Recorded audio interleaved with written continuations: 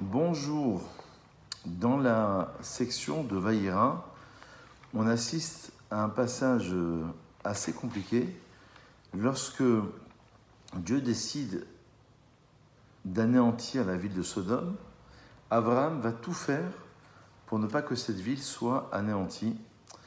Et Abraham s'avança et dit, c'est au chapitre 18, verset 23, donc Abraham s'adresse à Dieu, « Vas-tu anéantir le juste avec le méchant ?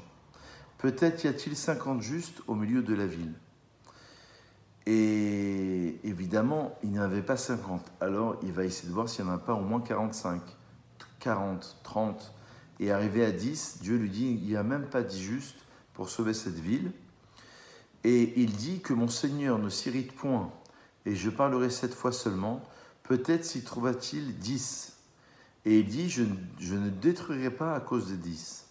Hachem s'en fut quand il eut terminé de parler à Abraham, et Abraham retourna à son endroit, et ensuite on va assister évidemment à la destruction de la ville de Sodome, qui pratiquait, je vous rappelle, énormément de débauches et énormément de mauvaises choses.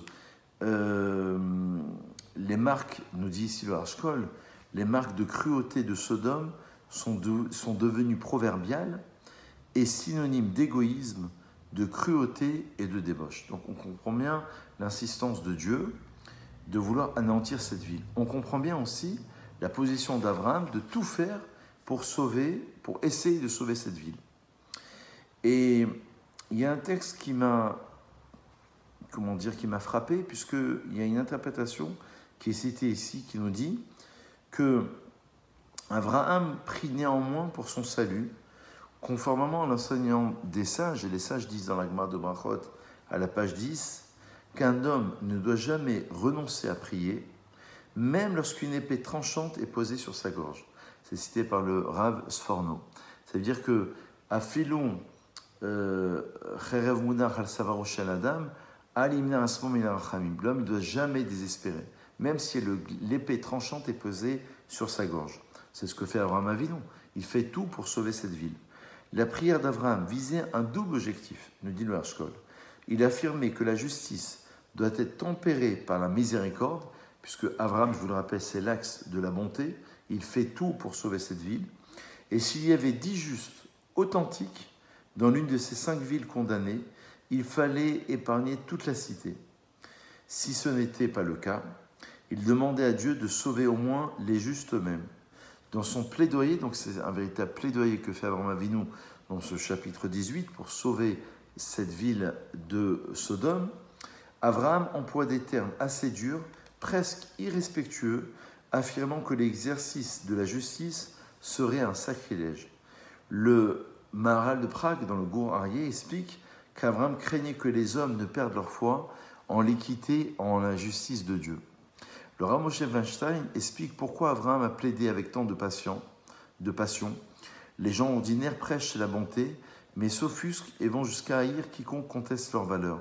Abraham, en revanche, et c'est ça le point que je voulais développer avec vous, selon le Rav Moshe Weinstein, ne se souciait que de la vérité comme elle est définie par la Torah. Son but, c'était de démontrer que sur la balance, il y a la justice qui doit être appliquée, mais il y a aussi peut-être la miséricorde. Peut-être que nous, à travers nos prières, la prière c'est un état, on va essayer de déclencher une miséricorde divine.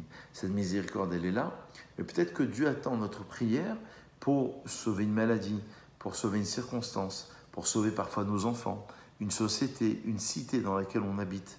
Et donc, Abraham voulait la miséricorde et il voulait démontrer la vérité. Il n'éprouvait aucun sentiment négatif à l'écart des coupables, il souhaitait uniquement qu'ils s'améliorent. À ses yeux, la présence même d'un noyau de 10 personnes intègre dans une ville constituait un espoir. Donc imaginez-vous l'espoir d'Abraham Avinu dans une ville où il y a la cruauté, où il y a l'égoïsme, où il y a la débauche, où il y a la perversion.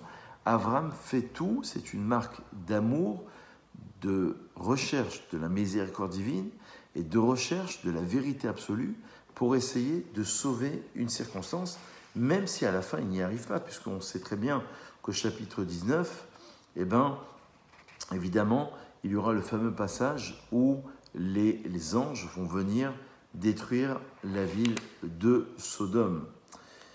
Voilà, si vous voulez, pour conclure, une marque d'espoir dans un monde qui parfois est en perte de valeur, dans un monde qui est dévasté. On avait fait une vidéo similaire avec l'arche de Noé, où parfois il faut se construire une arche, une forme de protection. Le Zohar est appelé une protection aussi, pour essayer de sauver l'humanité, pour se sauver déjà soi-même, et pour essayer de trouver des valeurs qui sont justes dans un monde qui est dévasté. Lorsqu'on est en perte de valeur, il va falloir réétudier, se recentrer, se concentrer sur son être, sur sa mission et sur ses objectifs. Mais évidemment, comme le dit Rabbi Nachman de Breslev, on cite très souvent, En ishum yeush ba'olam klal, c'est ce qu'on voit ici dans cette paracha, il n'y a jamais de désespoir, il n'y a jamais de situation qui est condamnée, on peut toujours espérer, on peut toujours faire le maximum, et peut-être que si on n'a pas obtenu, c'est qu'on n'a pas fait le maximum. Ce n'est pas l'exemple de cette paracha, parce qu'Abraham a fait le maximum, mais c'est parfois dans nos vies,